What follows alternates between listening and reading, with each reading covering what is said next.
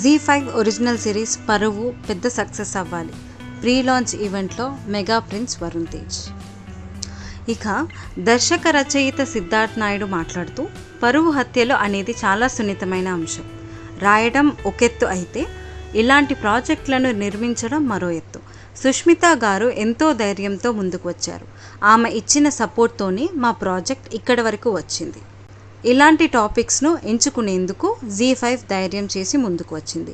ఈ సిరీస్ అందరినీ ఆకట్టుకుంటుంది అని అన్నారు. నాగబాబు గారిని అంత వైలెంట్గా విలన్గా చూపించాలని ఎలా అనిపించింది? ఎవరి idea? It's obviously Siddharth's idea. He wrote it. So ఇక్కడ మీరు వయలెంట్ అని అనలేమండి. He is a pure politician. ఆయన మేబీ ఒక కేటగిరీలో పెట్టాలంటే అవకాశవాది అని మనం చెప్పచ్చు. దాంట్లో ఆయన ప్లస్ మనం ఫస్ట్ ఎపిసోడ్లో మనం ఎస్టాబ్లిష్ చేసినట్టు ఎలక్షన్స్ వస్తున్నాయి ఈ ప్రాంతంలో అనేది మనం ఎస్టాబ్లిష్ చేస్తాం. అది మొత్తం సిరీస్లో కూడా ఉంటుంది. ఆ కాంటెక్స్ట్లోనే మొత్తం సిరీస్ కూడా అవుతుంది. వాళ్ళ క్యారెక్టర్స్ జరిగే ఇంటరాక్షన్స్ కానీ, వాళ్ళు ఎదురయ్యే సిచ్యువేషన్స్ కానీ, లేదా కాస్ట్ గొడవలు కానీ, ఏదైనా కానీ ఎలక్షన్స్ పరంగా జరుగుతున్నాయి. సో అట్లాంటి సిచ్యువేషన్లో ఒక పొలిటీషియన్ ఎవరైతే ఒక కాస్ట్ బలం మీద వచ్చిన ఒక పొలిటీషియన్ ఎట్లా బిహేవ్ చేస్తాడు అనేది ఒక analysis. So as a politician he's a politician అంతే. ఇంకా హీజ్ అ గుడ్ బ్యాడ్ అనేది డిపెండ్స్ ఆన్ మీరు ఏ కమ్యూనిటీలో చూస్తున్నారో లేదా ఏ కాస్ట్ పరంగా చూస్తున్నారో. సిరీస్ పరంగా చెప్తున్నాను, బయట కాదు. బయట is a different thing. Within the series మీరు ఏ సైడ్ తీసుకుంటారో దాన్ని బట్టి అతని జస్టిఫికేషన్ ఉంటుంది. So is a complicated politician అంతే. అంటే తెలుగు స్టేట్లో పొలిటికల్ ఇష్యూస్, కాస్ట్ అనేది చాలా ఇదిగా తీసుకుంటారు. ఎగ్జాక్ట్లీ. ఏ చిన్న పాయింట్ ఉన్నా దాన్ని నెగిటివ్గా వెళ్తుంది. వాళ్ళు ప్రొటెస్ట్లు కూడా చేస్తుంటారు. సో మీరు ఎంతవరకు జాగ్రత్త తీసుకున్నారు? అంటే అప్పర్ కాస్ట్, లోయర్ కాస్ట్ అనే వర్డ్ వాడరు. ఏ చిన్నదైనా వాళ్ళు ప్రొటెస్ట్ చేయడం. Exactly. So the whole story కూడా మీరు చూసినట్లయితే గుంటూరు దగ్గర పరిసరాల్లో జరుగుతున్న స్టోరీ అండ్ పరువు హత్యలు అనేది ఒక కాంటెక్స్ట్ జరుగుతున్న కథకి. సో చాలా జాగ్రత్తగా వీ హ్యావ్ డివైడెడ్. అంటే అప్పర్ కాస్ట్ వాళ్ళ బిహేవియర్, లోవర్ కాస్ట్ వాళ్ళ బిహేవియర్ ఎక్కడ పేర్లు చెప్పకుండా ఈ కాస్ట్ లేదా ఈ పర్టికులర్ పర్సన్ ఇట్లాంటిది అని చెప్పకుండా we have just divided as cost.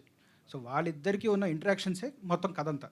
ఈ కథ మొత్తంలో ఈ కపుల్ ఎవరైతే నరేష్ అండ్ నివేత వచ్చిన కపుల్ అయితే ఉన్నారో, అండ్ ఒక మర్డర్ జరిగింది. ఆ మర్డర్ నుంచి వాళ్ళు బయటికి ఎలా పడుతున్నారు, అండ్ అది కాస్ట్ అనేది వాళ్ళకి బలం అవుతుందా లేదంటే బలహీనత అవుతుందా, వాళ్ళకి అడ్డుగా పడుతుందా అనేది కథ టోటల్గా.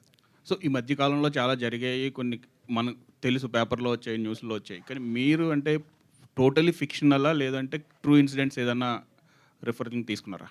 పరువు హత్యలు అనేది ఒక ట్రూ ఇన్సిడెంటే, ఎప్పుడు జరిగేదే. అండ్ ఆల్మోస్ట్ 2017-18లో బాగా ఎక్కువగా జరిగింది. అండ్ మనం కూడా కవర్ చేసాం వీటిల్లో.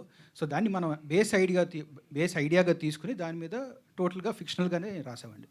దిస్ నో పర్టికులర్గా ఎవరినైనా రిఫర్ చేస్తూ లేదంటే పర్టికులర్గా ఒక కమ్యూనిటీని రిఫర్ చేస్తూ అట్లా ఎప్పుడు చేయలేదు. That is the idea of the show. మనం జస్ట్ సోషల్ కమెంటరీ కింద చూపిస్తున్నాం అంతే తప్ప ఒక పర్టికులర్ ఒక పర్సన్ని లేదంటే ఒక ఐడియాలజీ మనం ఎత్తి చూపించట్లేదు. All the best.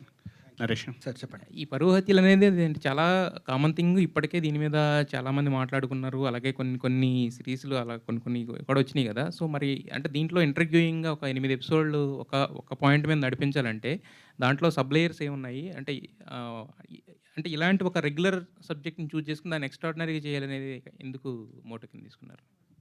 సో మనం ఎక్కువ మటుకు పరువు హత్యలు అనే ఇన్సిడెంట్లు జరిగేటప్పుడు మనం ఒక న్యూస్ ఐటమ్గా చూసేస్తాం. దాంట్లో వెనక ఉన్న మనుషుల్ని పెద్దగా మనం పట్టించుకోం. వాళ్ళకున్న రిపర్కషన్స్ ఏంటి, ఒక ఫ్యామిలీ మీద పడే ఎఫెక్ట్ ఏంటి, లేదంటే అసలు వీళ్ళు ఎట్లాంటి పీపుల్ ఎట్లాంటి మంది ఇన్వాల్వ్ అయ్యారు.